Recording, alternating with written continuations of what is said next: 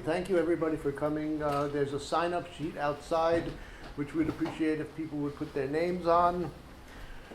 I'm Larry Rosenthal. I'm the director of the Berkeley Center for Right-Wing Studies, and we are part of the Institute for the Study of Societal Issues. There is an ISSI event coming up on Tuesday, February 16th. Sam Friedman, an assistant professor of sociology at London School of Economics, and will give a talk based on his book, The Class Pay Gap in Higher Professional and Managerial Occupations. And the talk will be at the Anna Head Alumni Hall, which is kind of across the courtyard, I think, from 4 to 5:30 p.m. I would ask everyone to give a look at their cell phones. Thank you very much.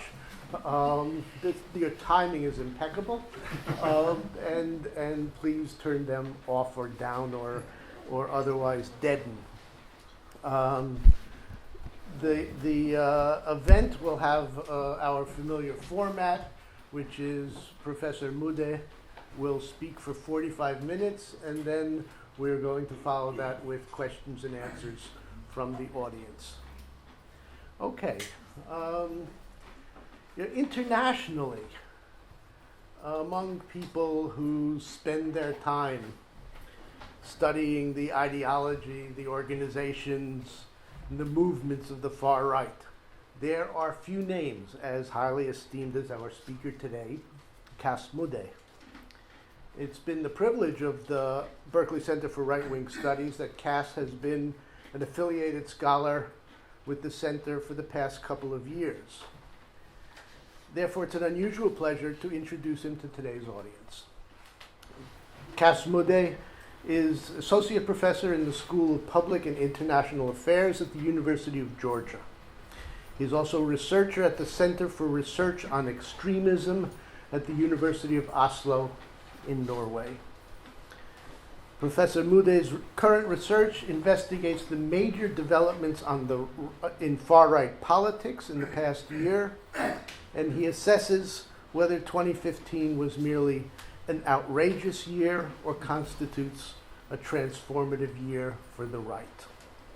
Mudde's book, Populist Radical Right Parties in Europe, won the Stein-Roken Prize for Comparative Social Science in 2008.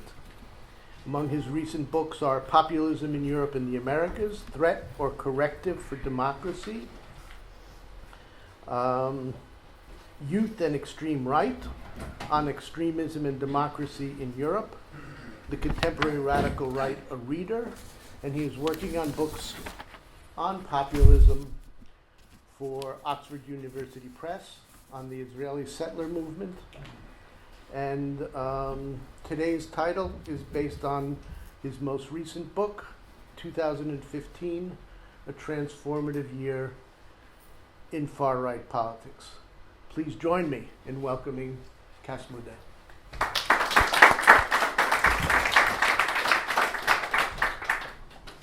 Well, thank you very much, Larry, for the introduction, and thank you all for coming. Despite having a son, which I just told people, since I moved to Georgia, it's very rare that I go somewhere else and find better weather outside of the summers, which obviously are horrible in Georgia. But I left a pretty cold Georgia, and I find a very nice California here, which unfortunately tomorrow I already go to Utah, where it's going to be much colder. So what I'm going to talk about, this is a very quick background. Up until last year, I by and large had one story, and I made my career by saying that my topic was not as important as everyone said. That's pretty rare, because generally you have to build up your topic to make a career, but everyone else was building up the far right already.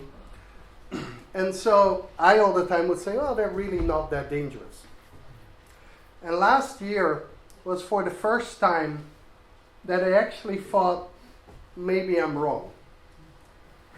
And so, as it was an incredibly tumultuous year, not just in Europe, but also I think here in the US, I thought it was about time to start thinking about what happened and whether or not that will have a legacy, whether anything really qualitatively changed or whether it just was more of the same.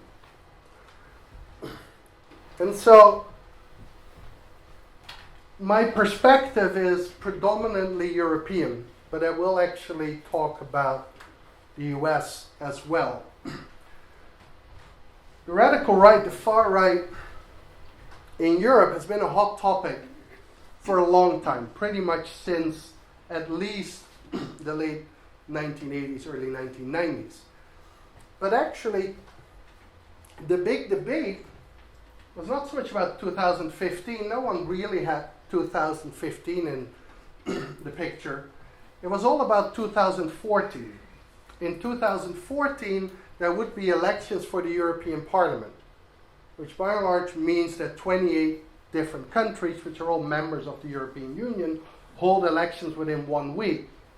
And for years, media had been building this up as this was going to be the big victory of the far right. For example, the New York Times had an editorial called Europe's Populist Backlash. And so they devoted an editorial to warn what happened in another country, continent. Virtually every prominent politician within the EU, the European Union, made statements along the line as the former president of the European Commission, José Barroso, said, "We're seeing, in fact, a rise of extremism from extreme right and from extreme left." Mostly the focus was on the far right, and it was linked to the economic crisis, to the Great Recession. And so the Telegraph, right, said far right on the march as austerity fuels racism. And BBC speaks about far right sense opportunity in Euro crisis. And the idea was pretty simple. Economic crisis leads to political extremism, which is based on the Weimar Republic and the rise of Adolf Hitler. And I can talk about that more. Point is, in short, it was wrong in the 1930s and it's wrong today. This obviously, facts never in any way stopped the media. And so when the 2014 European elections were still on its way, it goes over about a week, the headlines, which had been written weeks in advance, were, "This is an earthquake. The far right rises as EU elections signal a massive shift across Europe." And then that earthquake, because by now everyone's talking about an earthquake in Europe, it is far right gains in parliament elections. And so 2014 was really the year when everything happened.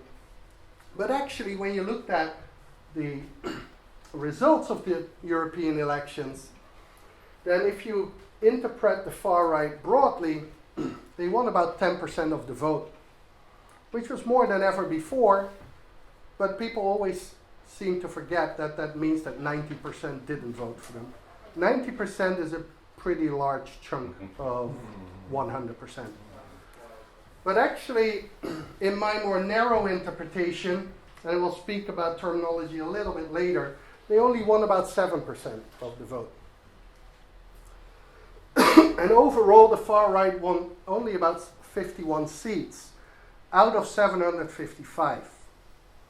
Now, of those 51, 40% of the seats came from one party, the Front National in France. Right?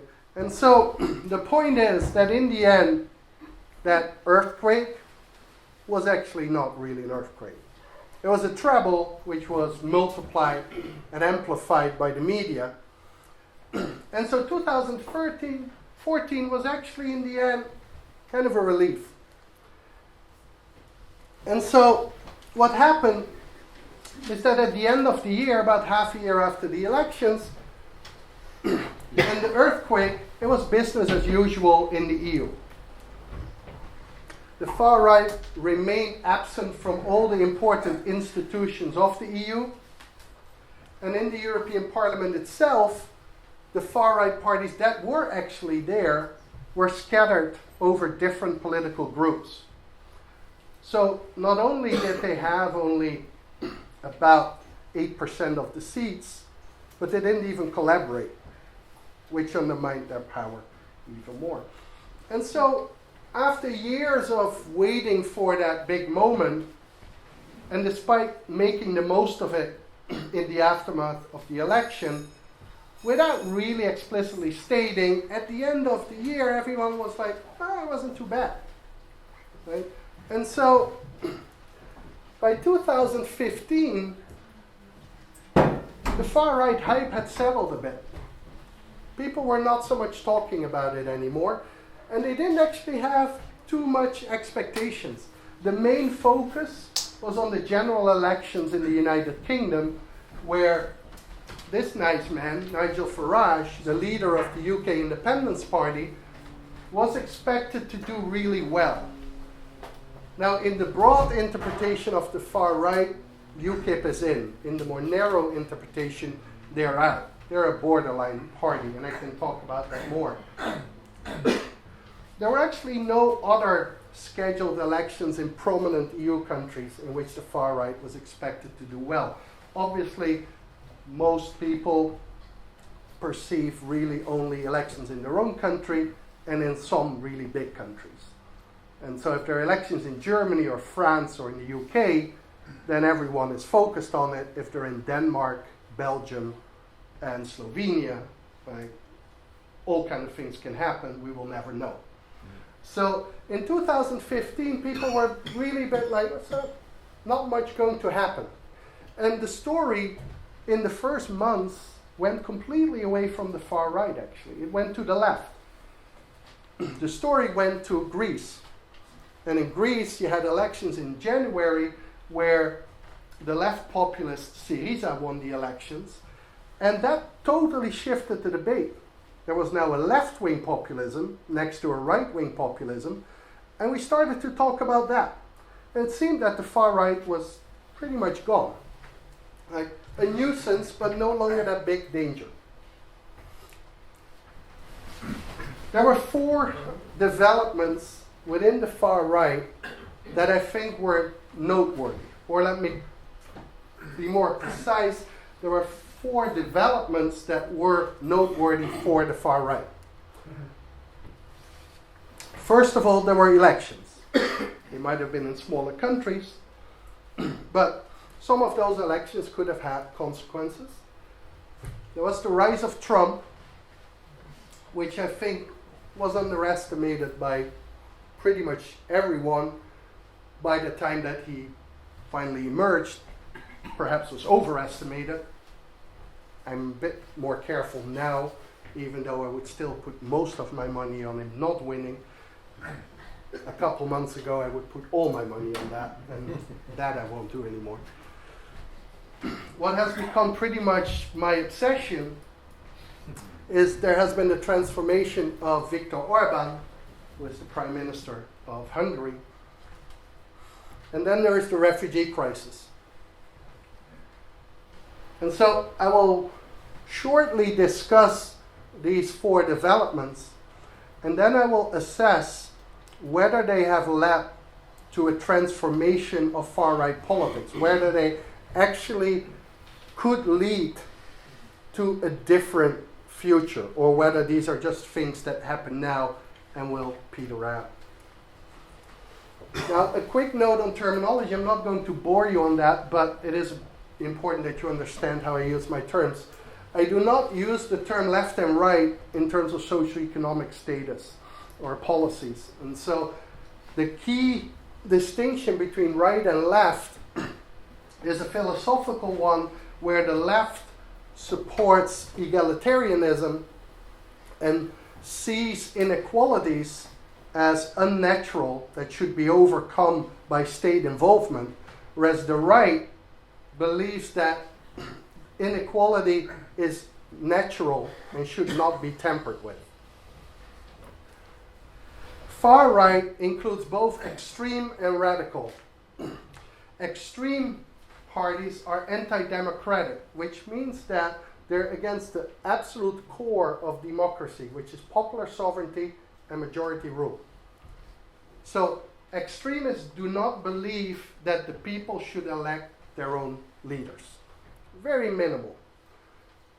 Extreme right was pretty much dead as an electoral force until Golden Dawn won elections in Greece, which is a neo-Nazi party. Up until that point, the only really extreme right groups were small kind of neo-Nazi groups that were violent but had very little political relevance. Most parties that we talk about and phenomena that we talk about are radical right. Now, radical right parties accept popular sovereignty and majority rule. They do believe that the people should elect their own leaders. They do not support liberal democracy, which is, of course, really what the core of our systems are. And liberal democracy combines popular sovereignty and majority rule with minority rights, constitutional protections of that pluralism. And so the key point of the radical right is against that liberalism.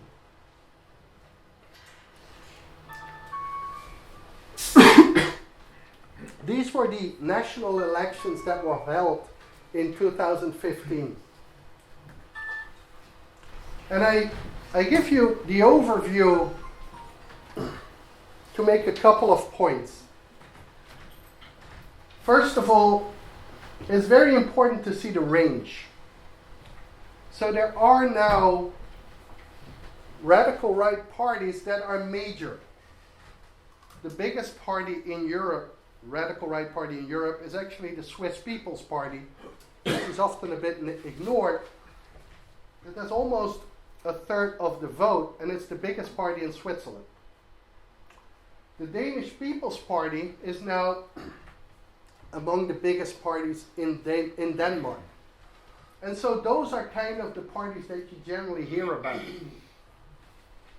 So what the media generally does is they highlight an electoral success of the far right and they ignore any type of lack of success. And so the far right was not mentioned in any analysis of the Spanish elections because they don't even get 0.1% of the vote.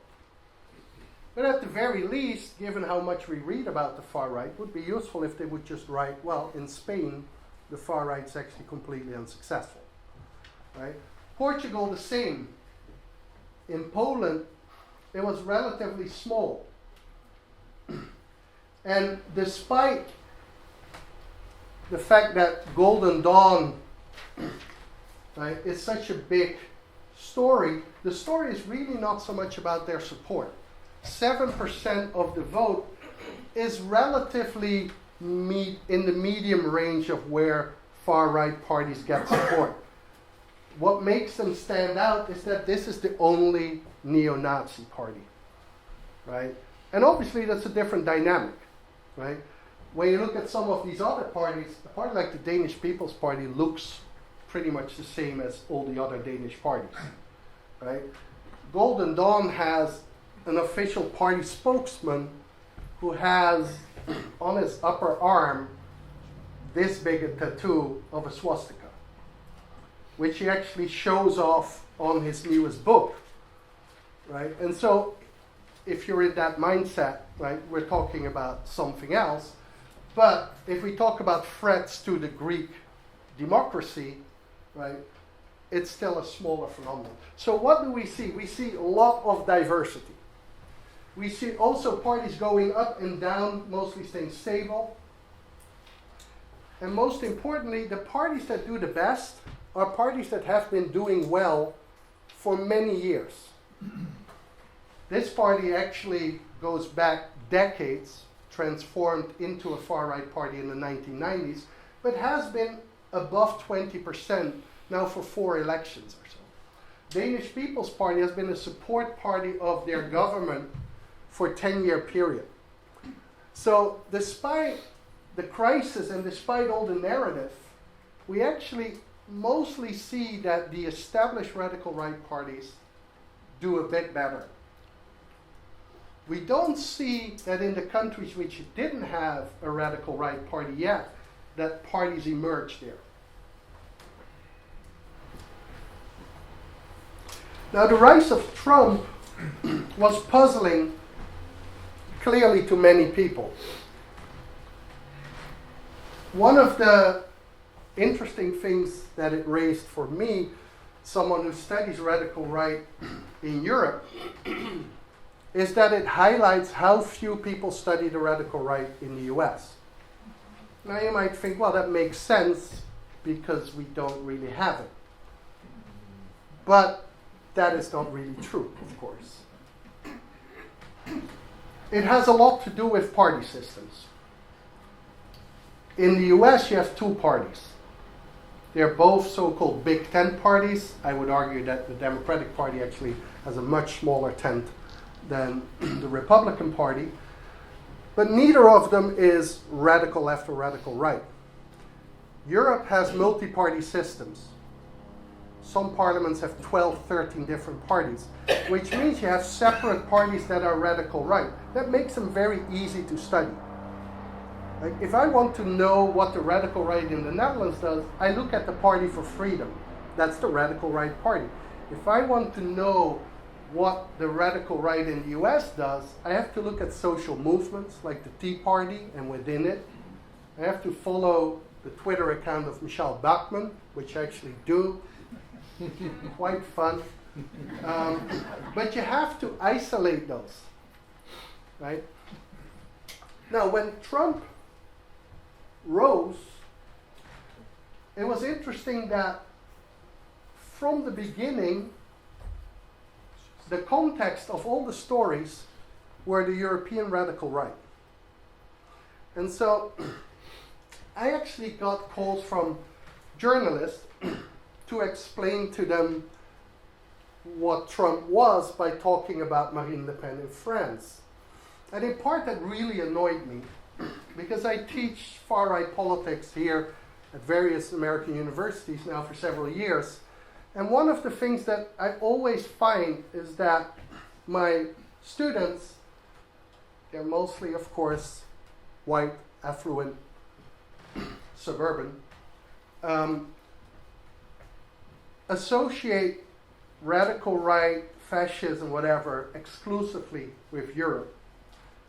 And the US is homogeneously democratic. Right? And so journalists have exactly the same. And so I said, well, this is nativism. It's like, how can it be that it's not American? No, really? Because the first mass nativist movement that I know of were the Know-Nothings at the end of the 19th century here. The first one I know in Europe was the National Front in Britain, and that was in the 1970s. Now, sure, that has to do with migration patterns, but it doesn't take away with that the US, of course, has a long history of nativist politics, populist politics, and radical right politics. But what is Trump? Now, that's difficult because I think Trump as a person is pretty straightforward. Trumpism as the ideology, I think by now has been defined, but the Trump phenomenon is still developing. Now, what do I mean by that? Trump is Trump, megalomaniac, ideologically fluid, to put it mildly, right? No political history, really, in terms of activism. No, as an individual, not really that relevant in terms of politics. On the other hand, I think there's something really American about Trump and Trump's success. The way he boasts about himself and his achievements would not go over that well in most European countries. Most, I say, because Silvio Berlusconi has done the same in Italy. I do not see it work that well in Northern Europe, for example. Trumpism is an ideology, but in the loosest terms, like it is a worldview, but there's little thought behind it, that is built first and foremost around nativism, about this idea that your country is the country of your native group, however vaguely defined, and that anyone who isn't native, the aliens, are threatening. And that is really what he has built his whole campaign about. He just tries to come up with new groups that can be perceived as threatening. So he started with Hispanics, Mexicans actually more specifically, and then has embraced the Islamophobia of larger society and taken that to an absolute extreme. But he actually has a pretty long history of old school anti-black racism, has made various anti-Semitic remarks. He even made anti-Semitic, philo-Semitic remarks. I don't know whether you saw his remarks to the Jewish Republicans, where he said something like, "You're negotiators like me," and just by and large just endlessly gave them compliments that were just anti-Semitic tropes. But that is really what his campaign is about. That sets him apart much more than the authoritarianism, which is deeply ingrained within the Republican Party as a whole, and with the exception perhaps of Rand Paul, shared by most candidates. As is the anti-establishment rhetoric by now. Anti-establishment has always been very strong in the US, but at the moment, like, you have senators running against the Senate. Right? And so that doesn't set Trump apart. What sets him apart is, to a certain extent, the viciousness of all of those three. And I think there is something specifically New York about it. And I have to directly preface that because for some reason I recently saw that if you say New York, it's code for Jewish. No, I don't mean Jewish. My wife is actually from New York and she's not Jewish. And so there are actually non-Jews in New York. And they by and large share the same sentiments. And that is a type of directness and perhaps, I don't even want to call it, it's something like vulgarity that is un-American outside of that area, but resonates with the really angry. It sounds, to a certain extent, more angry. I think that sets him apart. Can you put that off? So the interesting thing is the debate is about populism. And so there's a rise of populism everywhere. See Trump, see Sanders. Actually, neither Trump or Sanders is a populist, in my opinion. And Sanders is just an old school social democrat who for some reason insists on calling himself a democratic socialist. And Trump is not a populist. A populist believes in the virtues of the common people. Trump only believes in one person, the Donald. And he says that over and over again. He doesn't say, I'm going to do what you guys want. I'm going to make America great again because I'm going to do what I have always done. Right? And you can become as successful as me.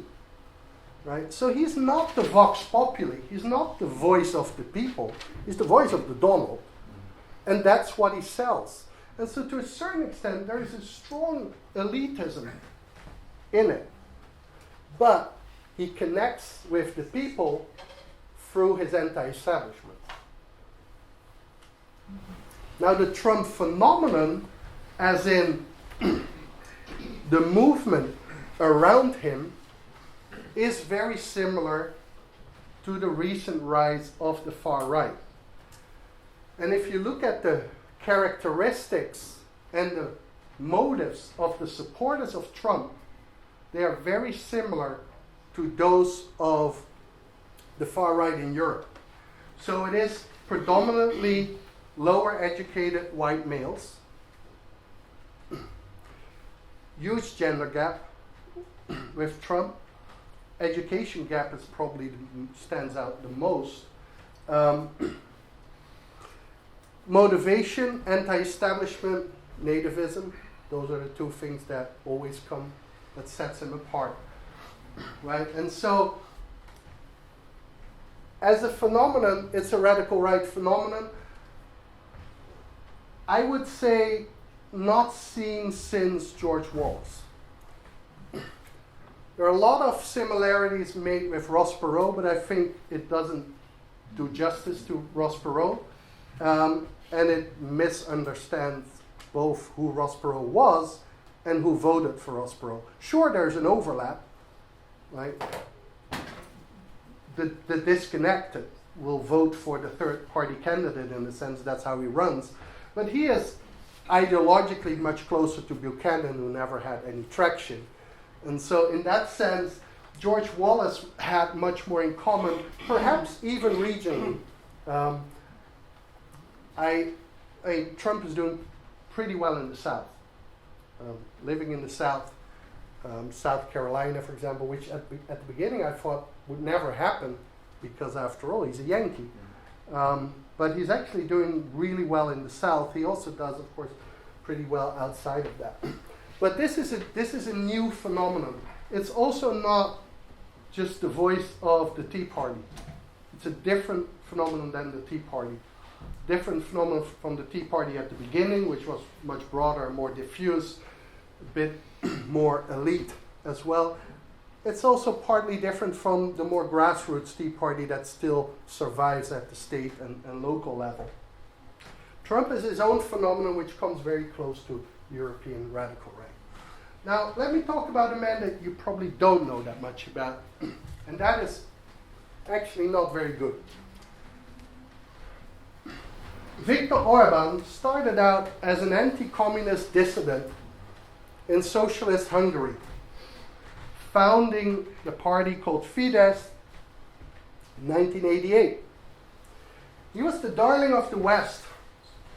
Actually went on a scholarship of George Soros to Oxford, and then came back. Quite interesting if you know what Orbán says now about Soros.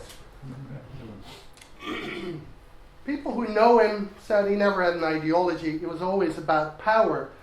And he kind of showed that because his first transformation ideologically he made in the mid-1990s. When he saw that this kind of libertarian youth party, because his party initially didn't allow any members over 35. It was kind of a young student-y party. And so he was getting close to 35, so clearly he needed a different type of party. But also the broader conservative party in Hungary disappeared. And he moved his party into that niche. And so went from libertarian into a conservative party. Talk more about family values, those kind of things. And he's still broadly perceived as a conservative center-right. And that's a big mistake. Because in 2015, he became the most vocal far-right crusader in Europe. Now that doesn't come out of nowhere. Since he regained power in 2010, he has been turning Hungary into an illiberal democracy. He actually literally has said that that is his ambition, to turn Hungary into an illiberal democracy. He thinks liberalism is something that time has come, and if you look at the real economies, and I won't say it probably now that much anymore, but he mentioned China and Turkey. That's really where the energy is, and so he wants to make it a illiberal democracy. Roughly what he did, limited the power of the Constitutional Court, of pretty much any countervailing power to the government, has completely streamlined the media, the state media, simply by firing anyone who was critical, appointing new people, the private media through pressures, as Putin does with threatening with tax agencies, buying it up, all kind of other things. So that was going on, but during that period, he didn't speak much towards Europe. He also didn't speak much about nativism, which is not that odd because Hungary is incredibly homogeneous. There are virtually no minorities, with the exception of the Roma, gypsies, about which he oddly didn't speak much. But the change started at the beginning of the year. In January, we had the terrorist attack in Paris on the Charlie Hebdo offices, the satirical magazine where pretty much most of its cartoonists were killed. Now, it was a huge shock. We all tweeted "Je suis Charlie" and all that kind of thing. And leaders from around the world came to Paris to demonstrate, together with millions of people, for freedom of speech and tolerance. Not Viktor Orban. Viktor Orban also went to Paris and started to say that multiculturalism was a huge threat to Europe. Now, at that point in time, most people ignored him.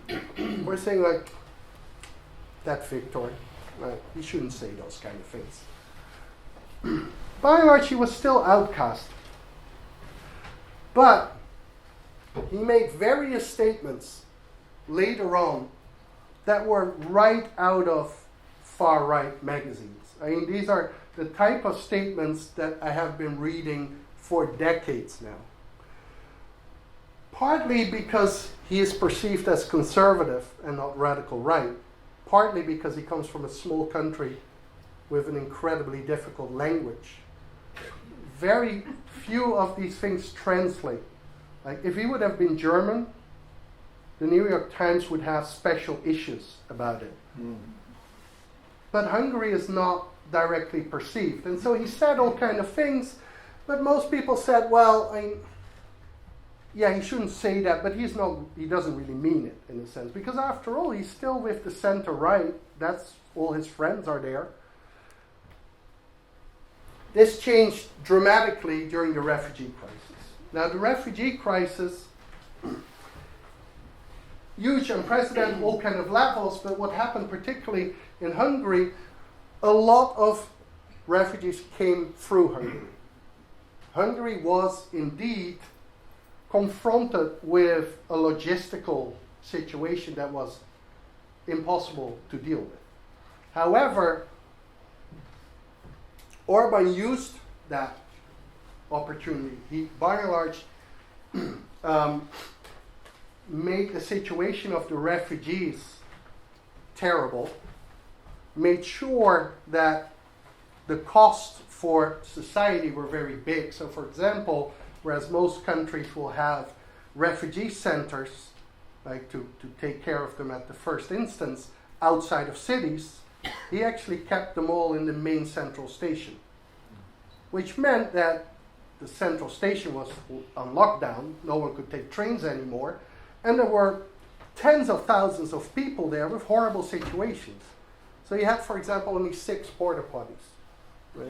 He only gave 6 porta potties to that period, where thousands of people were there. In the end, obviously there were riots, which obviously made his point. We're being threatened. Now, since then, he has made truly speech after speech, where he has likened the refugees to an army. He refuses to use the term refugee. He speaks about migrants. He said as soon as Syrians come into Turkey, they lose the status of refugee. But going even further, when we had the Paris attacks in November, everyone started to say, well, it's the refugees, right? Or the migrants, wherever you stand on that position. Obviously, there's still very little evidence for that. But actually, Orban just took it a step further. He said, well, it doesn't really matter whether they were now from Syria. Even the Belgian and French-born, they're migrants. Fairly racist interpretation of the concept of migrant. Right? So you always remain a migrant.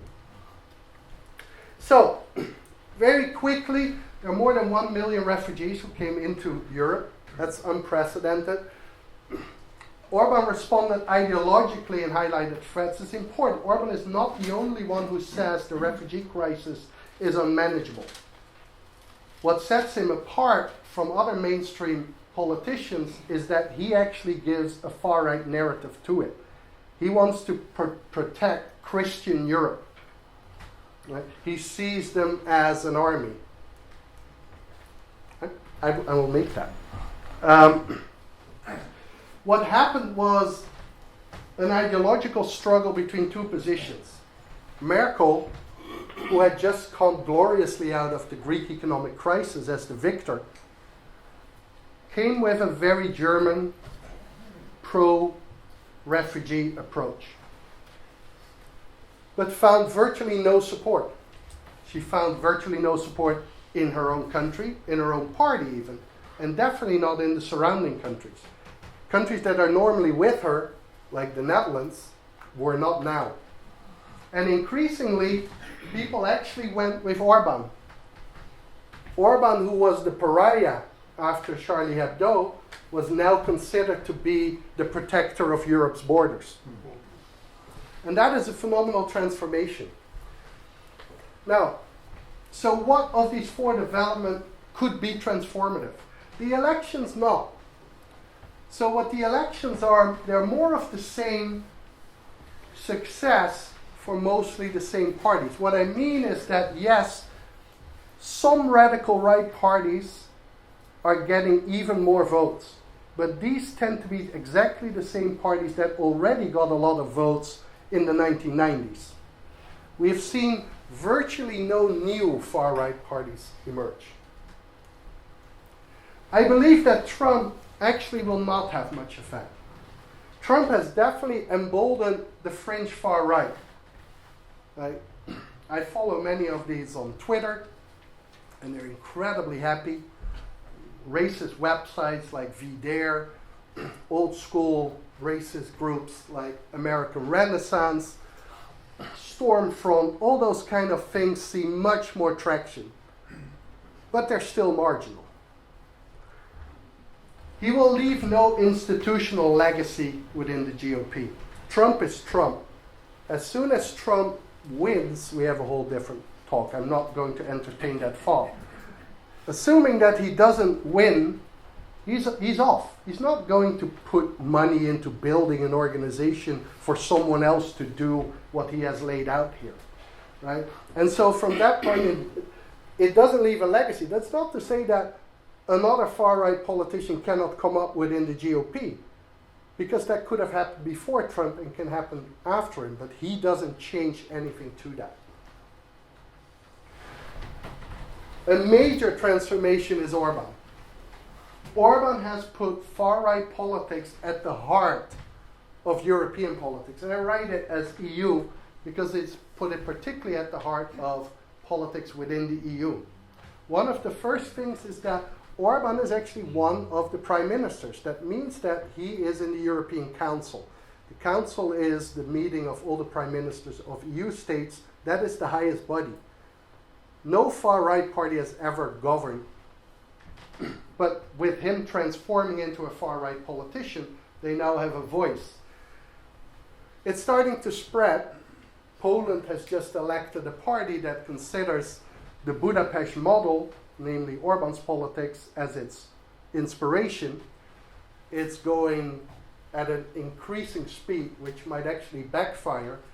And now Croatia has re-elected HDZ, which also seems to take a turn towards illiberal democracy and the radical right.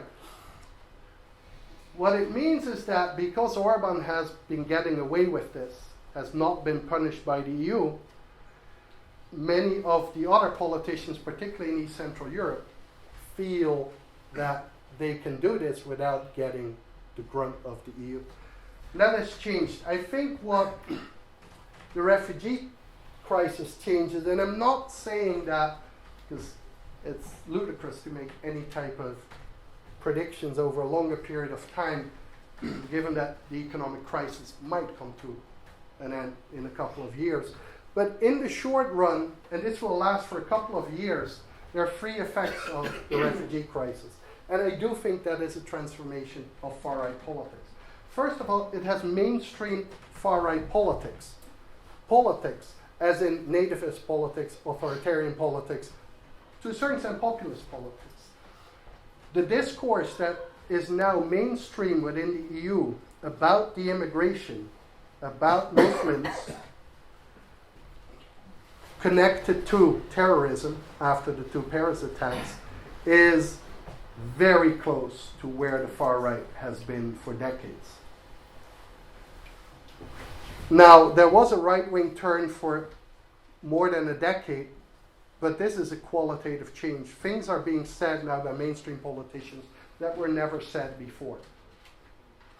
It has bolstered the older established far-right parties like the Austrian Freedom Party, like the Front National, like the Danish People's Party. And I think one of the things that is interesting, but I'm not sure how lasting, is it has created new far-right organizations. So you might have heard of a group called Pegida, which is an Islamophobic movement in Germany. There are actually Pegida-type organizations in many countries. And one of the areas where it's most interesting is in East Central Europe. East Central Europe is even more intolerant than Western Europe. It's always been, but it was never confronted with immigrants. Now they are. And there's no party there to take it up. And so there is a huge space for politicians and political entrepreneurs to take it up. One of the things that we have seen is an emergence of various Islamophobic street organizations which are now starting to investigate whether they could become political parties.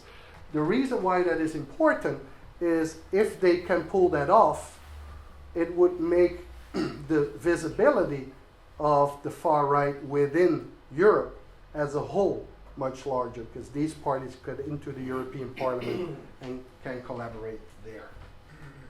That is it. Thank you.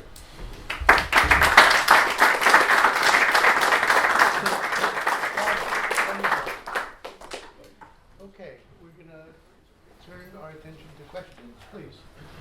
Where do you see someone like Wilders in Holland, who on one hand is defending gays and Jews, and at the same time has this primarily Islamophobic platform?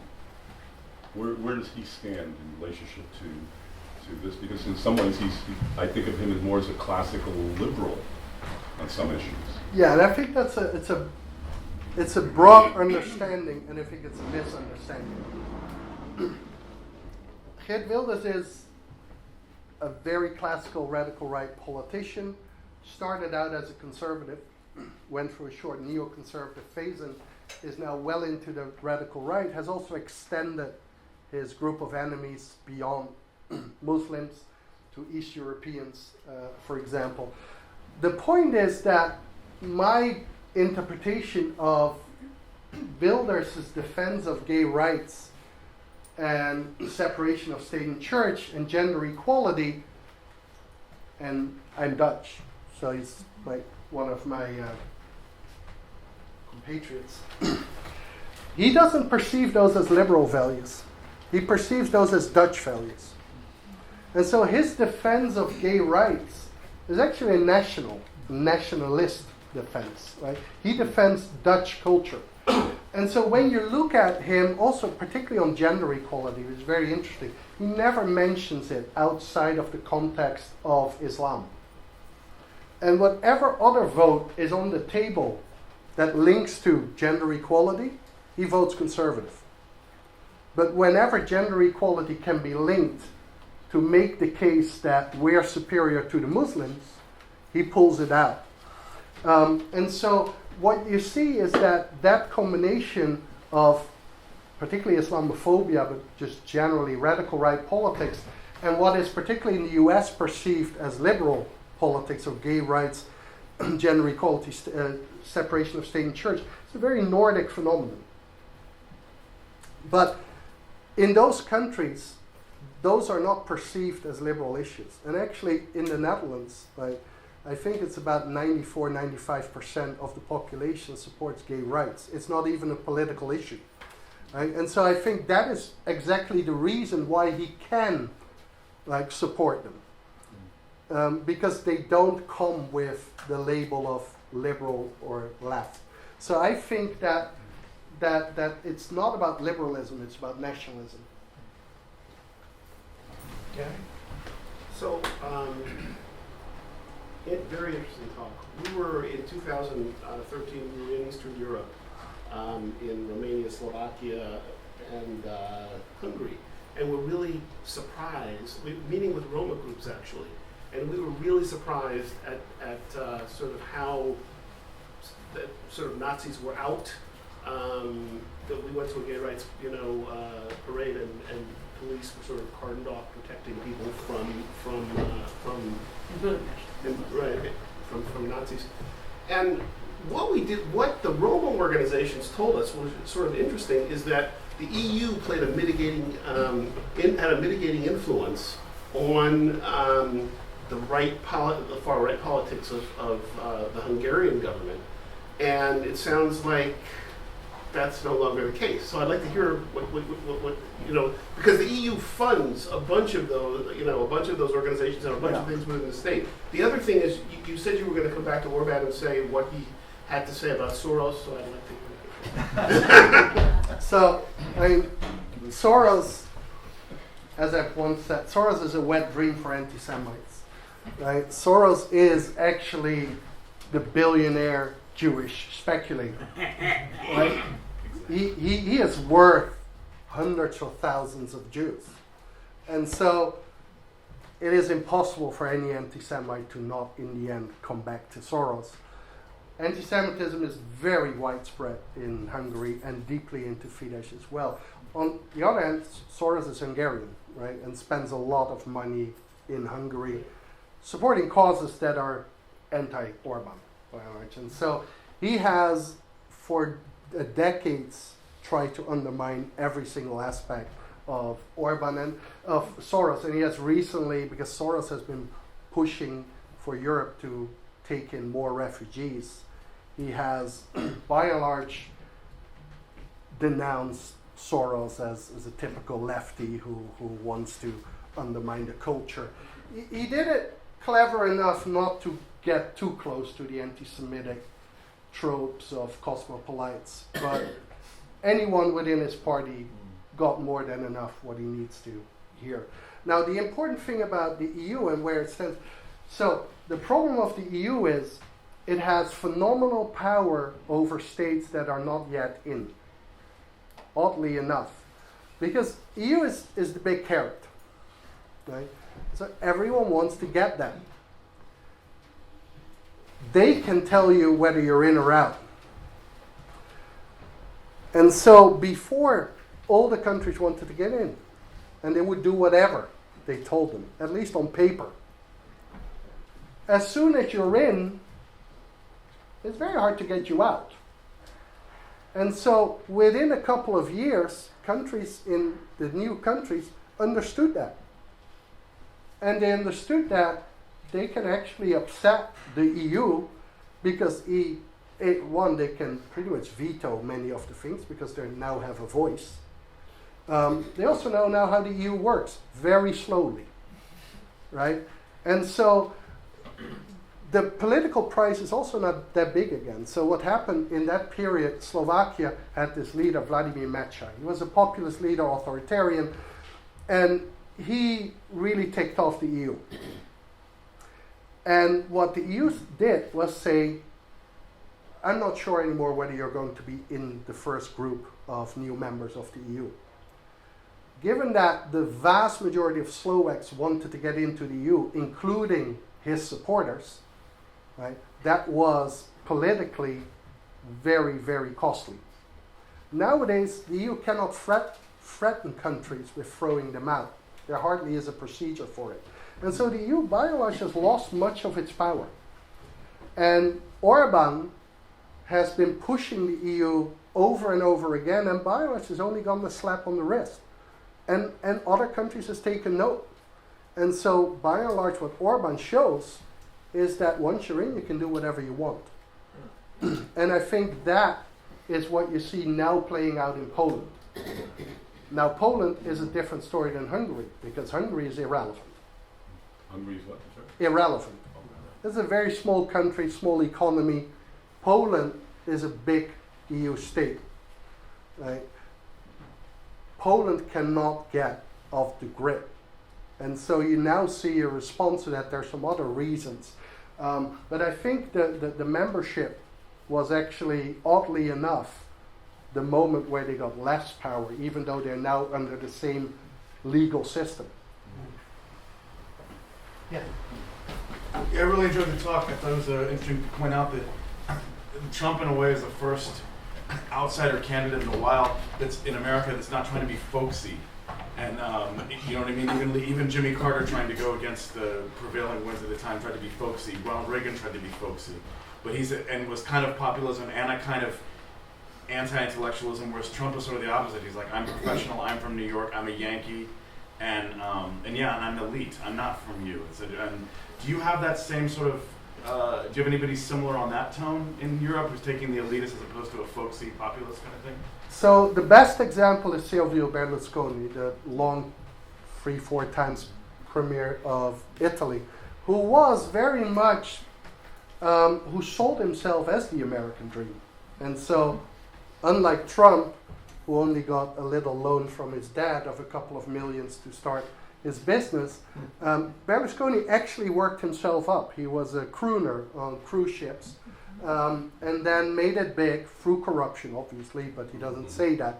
But he always sold himself as that American dream, but at the same time was much more populist, because he would combine that with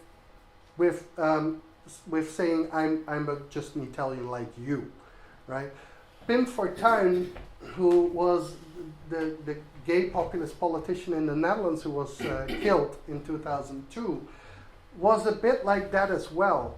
Fortuyn was a very odd populist, because on the one hand, he really worked that as the voice of the people, and I share the same norms and values as you. But on the other hand, he did everything that Dutch people don't do. Leaving aside that he was gay, but that's not an issue in the Netherlands, but he was over-the-top camp gay, right? Which was I mean, not many people would be upset about it, but he had by and large the most homophobic electorate within the Netherlands, and so that was not your average Dutch person. He drove a Daimler with a driver. He had a butler. In a country of Calvinism, like where you don't show your wealth. And so he was to a certain extent a Trump, but he was a Dutch Trump, as Trump is a very American for times, right? And so, yeah, thanks for the talk.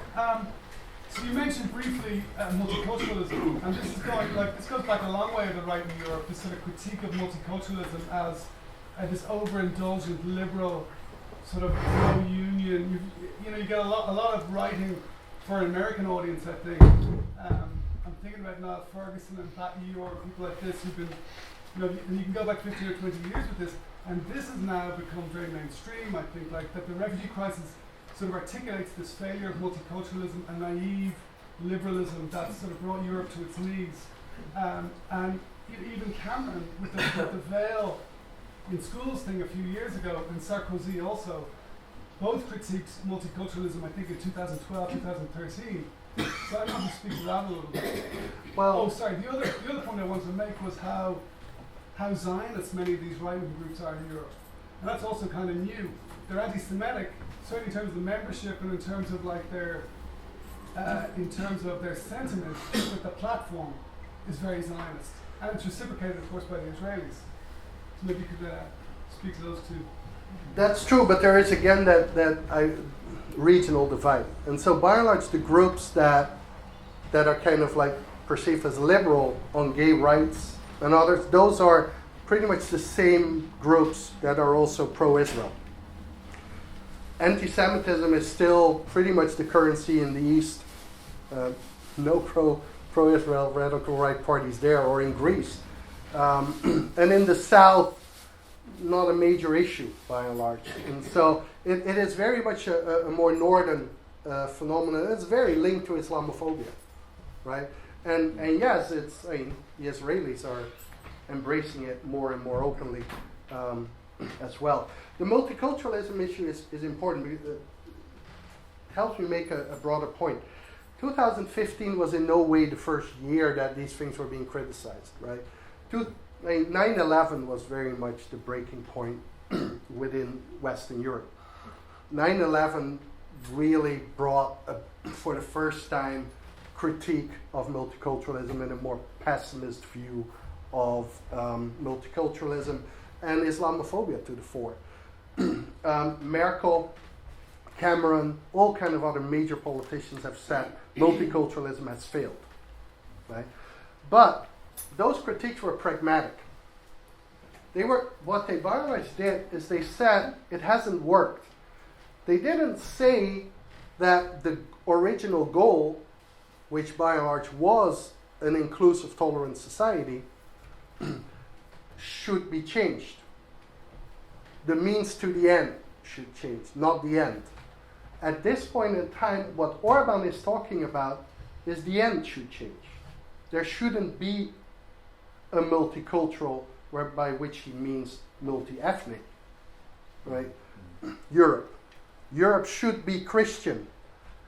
Within the Christian Social Union, which is the Bavarian part of the German Christian Democrats, which is much more conservative, these tones of Orban are repeated increasingly.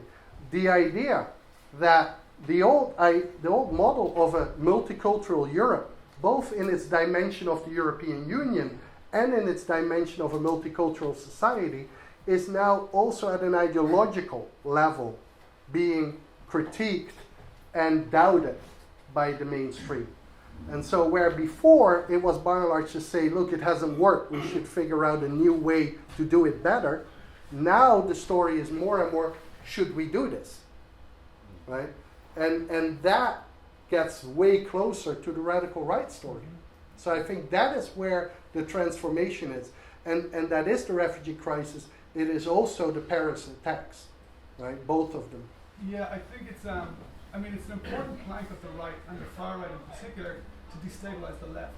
I think they've always got their eye on the left and social movements and what the left is doing. And I think to see this stuff show up in the way it's shown up in recent years in Europe, I think speaks to the success of that strategy. It's really destabilized some of the central assumptions, particularly of the EU, as a political project. Yeah, I think it's a bit wishful thinking. I think the left has killed itself already about 10 years ago.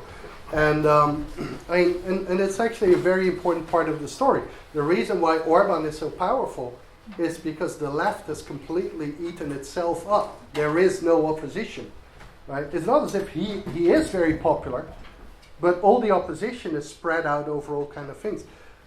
The complete implosion of social democracy throughout Europe is amazing. If you look at parties, right, the Dutch Social Democratic Party is fighting for its life. Right? They're close to single digits. The Danish and the Swedish ones are going to all-time record lows. But it goes further. When you look at the discourse, like when I grew up in the 80s, every columnist in the Netherlands, for whatever newspaper they wrote, were from the Social Democratic Party. All the public intellectuals were from the Social Democratic parties. Now half of the Dutch columnists are Islamophobes, right? Including some who were Social Democrats. Right? There is no Social Democratic counter-discourse anymore. And by and large, and this is 2015 as well, there is increasingly little center-right discourse. And so there's only one person talking. Yeah. So I think it was the Southern Poverty Center that said there was a really large increase in militias, right-wing militias in this country over the last year. So given what happened yesterday in Oregon, I had the feeling that the government was allowing this stuff to go on in Oregon, and the right wing, the militias, would say, look what I can get away with. So finally they were confronted, which I think was good. So what is your view of this? Well, so first of all, on the SPLC, I totally value what the Southern Poverty Law Center does. I wish they wouldn't make this map of hate that they call, because actually their count of organization is very weak. They by and large count websites, and if you click on them, half of them are not even operative. Several of them are run by the same person, and so it speaks to how little academic research there is on this topic, that the SPLC is always called for and they use this data. So I have no doubt that the far right has been bolstered as a consequence of an African American president, right? The numbers don't mean too much to me. With regard to that analysis, which I think Heidi Barash made, that if you let them go, they will do more. It wasn't the Oregon standoff, it was the Bundy standoff in Nevada, which I don't know if anyone has ever seen images of it, but it truly is mind-boggling, particularly in this country, which isn't mine, and I'm very, very critical about this country. But I mean, you see people with semi-automatic to full automatic weapons aimed at federal agents, right? Just imagine, like, if you have a toy pistol, you're dead, right? And you do that over weeks. How can you not feel that you can get away with stuff? Now this, to me, the Burn standoff is kind of like the dumbest part of this movement doing something. It was the dumbest standoff ever. Right? It's a place that no one needs. In a place that no one cares about. With no real agenda. Right? They came to help two farmers who don't want any part of it. And so now you're there, they don't have food. They're tweeting at the moment like, please bring us food. Right? And they hold out a piece of property that has no meaning.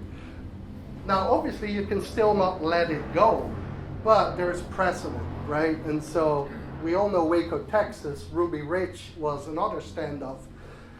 Ruby Ridge had a phenomenal effect.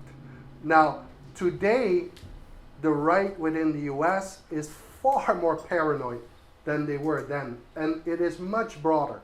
Go to any type of Tea Party website or local branches of the GOP, and you see conspiracy theories about the state that you could only find on the margins in the 1990s, right? So I actually think that the FBI did a good thing by waiting it out. But it is a lose-lose for them.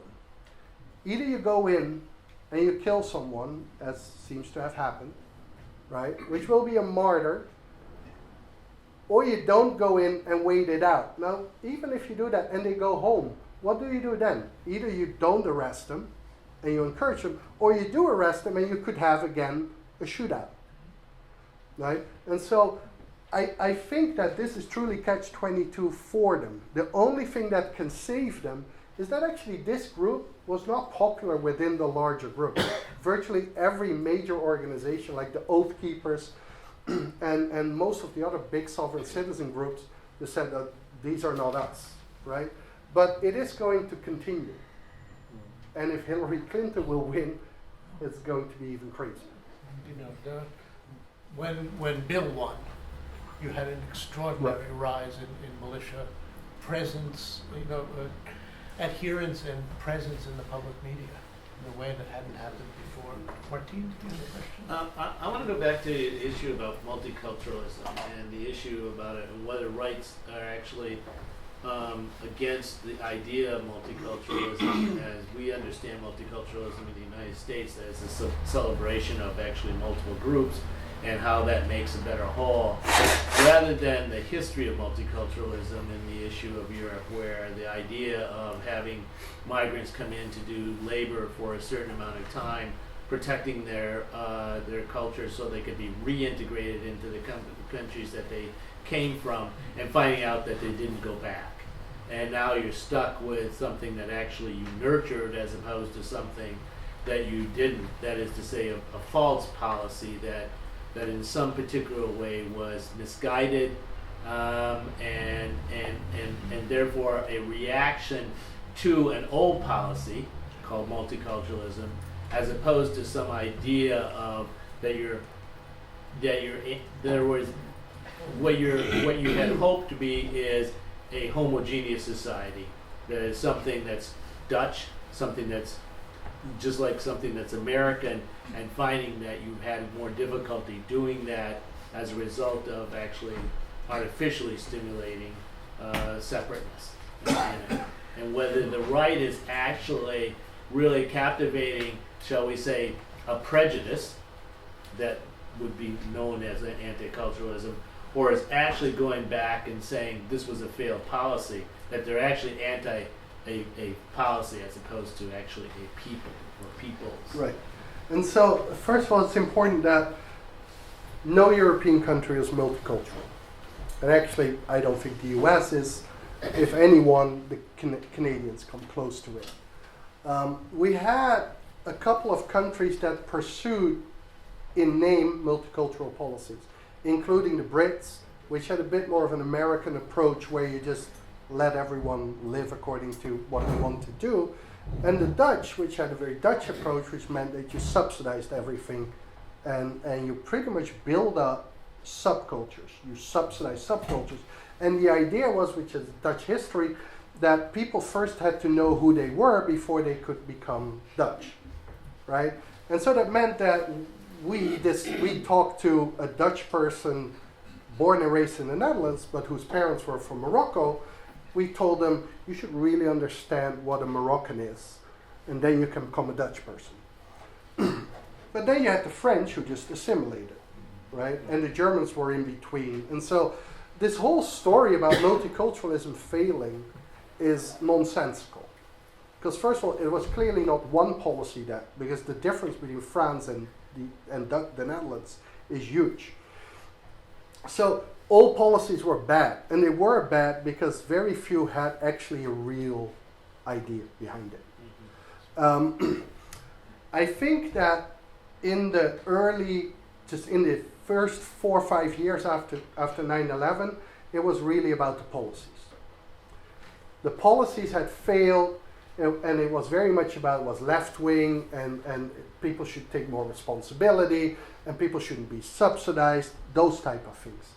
Today, there's much more of a culturalist turn, which is also a consequence of 9/11.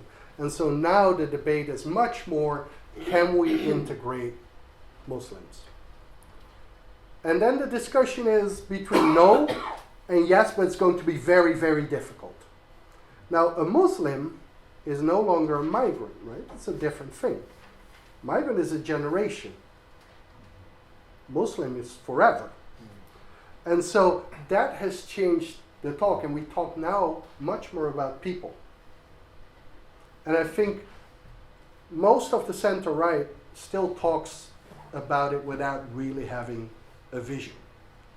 And this worries me because many of their critique only makes sense within a radical right vision.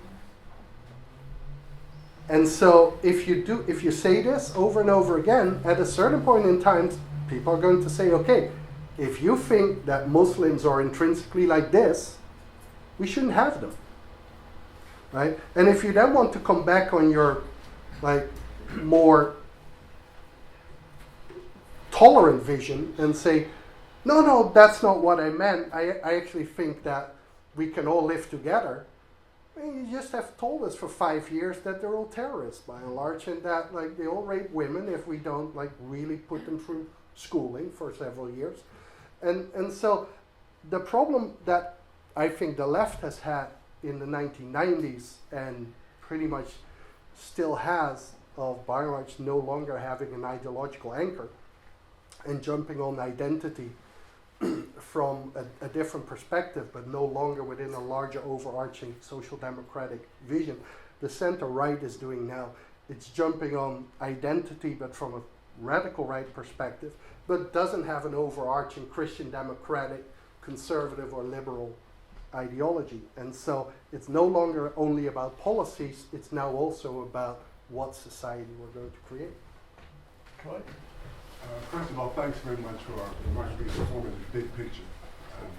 The thing that interests me, I wanted you to comment on Scandinavia, because you mentioned the Danes. Mhm. The Swedes, in some cases, could be seen as the limiting case of what the transformation. That is, from the 60s and the 70s, Social Democrats were in charge. And now, as in Denmark, the right-wing party gets more votes than any other party in Sweden. Mhm. So that's a huge shift in the space of about 3 decades. And I think the pivot does come with what's happened with the subsidies of migrant groups. The Swedes have been very supportive of migrants. They've built housing for them, education, health, and so forth. And now the reaction in Sweden is visceral. That after all we've done for you. So I wonder if you comment on that feature. Well, I see as a Scandinavian real transformation of the last 3 decades. Well, it's difficult to speak about the Scandinavian transformation given that Norway and Denmark were pretty early on reasonably critical about immigration and multicultural society, and Sweden was one of the longest holdouts. I personally, having spent some time in Sweden, my interpretation is Sweden is just 15 years behind the Netherlands and Denmark. And that's in part because of the phenomenal power of the Social Democrats that could repress a lot of debate.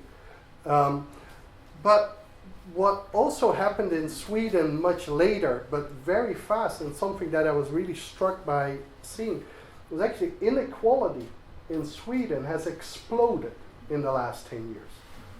Like, if you look at the graphs, right, it is an absolutely insane increase. Now, that together with a tradition of subsidies to minorities, I think, is something that plays a role. As said, the debate was longer held, the political correctness held longer, but I don't think there's a Swedish or Scandinavian pattern. To me, it's very similar to the debate you have in the Netherlands, in Belgium, Germany less because of the Holocaust and how they deal with it. But there is a very strong welfare state component, right? Which is different from here in the US, even though Americans sometimes also think they have a real welfare state. But when you come from the Netherlands or Northern Europe, this is a whole different ballgame. And so it's very hard to make an argument that you bring in people and they don't cost money. Because that's not how Nordic states work, right?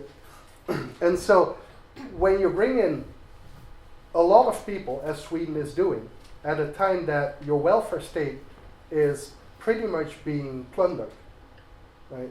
It's a recipe for disaster. And I don't want to go into the whole neoliberal conspiracy and globalization, blah, blah, blah, but there is an effect in that, right? It's not just the economic crisis. The welfare state has been significantly transformed within a generation. That is going to have consequences for a very, very long time, socioeconomically, but also culturally. One last question. In the back?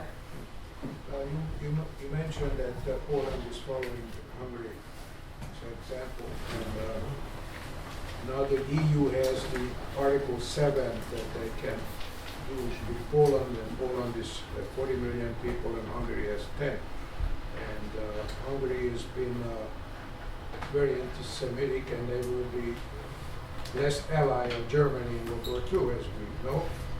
Now, if they do something, the EU, that is against the EU, against Poland, and in Poland there is still a strong opposition to this new party of Kaczynski, how can later on affect this, the Hungarian politics, which is totally controlled by Orban and became a semi-democratic society?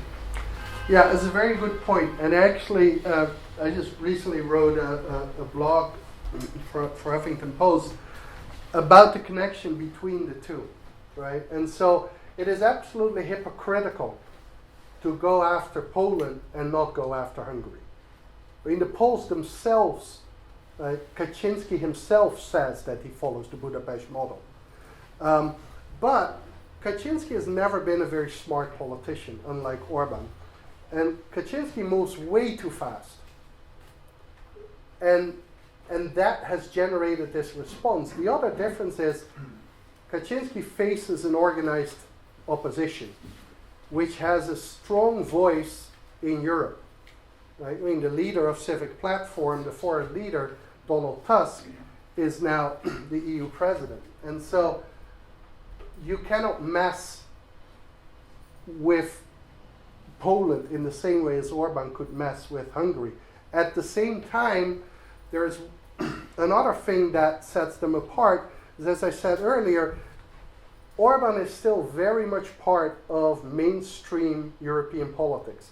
So in Europe, there are various political groups transnationally that have a lot of power. The biggest one by far is called the European People's Party. It's the center-right group.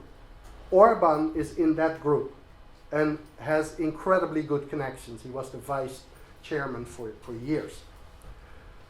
PIS, Law and Justice, which is the right-wing party in Poland, is not in that group. Consequently, they don't have the protection. And that is one of the reasons why the EU currently goes after Poland and they didn't go after Hungary, because they don't have the protectors. But of course they have one protector, Orban. And Orban has already said, I'm going to veto any major decision. So Article 7, which by and large is it's a very complicated thing, but it starts the procedure to kick a country out. It needs anonymity of the other countries, and Orban will not provide that. And so personally, I think this is going to blow over as soon as Kaczynski understands that he has to spread this out over a couple of years, rather than just try to do what Orban did in 6 years in 2 weeks. Okay, with that, please let us thank you.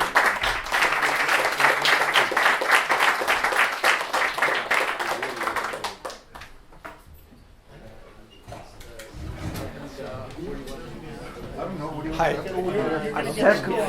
Circumstances beyond my control. My last name happens to be Orban. Oh. So I got to put in a good word for him, and that is that there is a party there that's worse than his, the European Party. That is true, and he uses that very smartly by all the time saying, like, if you don't get me, you get Jobbik. But I mean, sometimes I wonder how big the difference is. Right. But I mean, Jobbik is a horrible party. I get that. But I think Fidesz has become a pretty horrible party. Yes. And I congratulate you for being so far-sighted, far right-sighted, not choosing the Soviet Union as your field of expertise, but the far right. Unfortunately. Thank you very much. Thank you. Well, thanks for the presentation. The one thing you didn't mention very much is Germany, is Merkel. Mm-hmm. You know, and what I've been reading in the German papers is that she's on the ropes, or at the minimum, her power is being eroded, you know, quite a bit. So, if this is true, isn't the EU in jeopardy? And if the EU is in jeopardy, doesn't that mean the right-wing parties have a lot more freedom to, expand?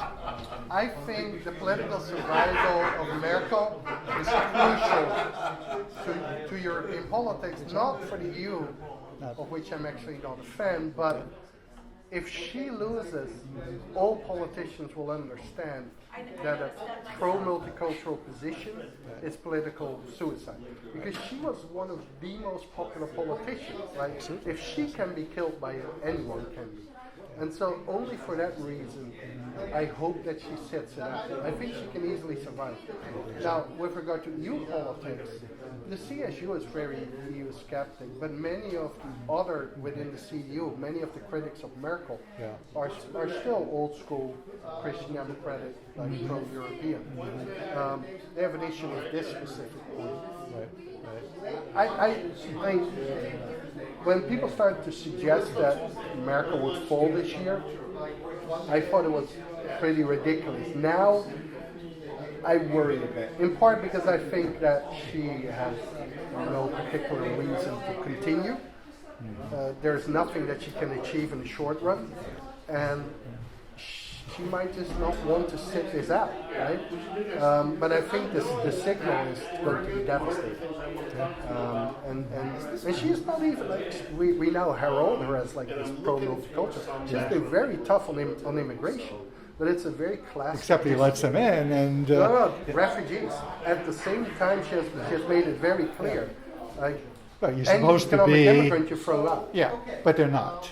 The reality is they're not thrown out, and only they're saying, well, they might be. So many of them come in from the Baltics, and they come in regularly every year. Maybe they throw them out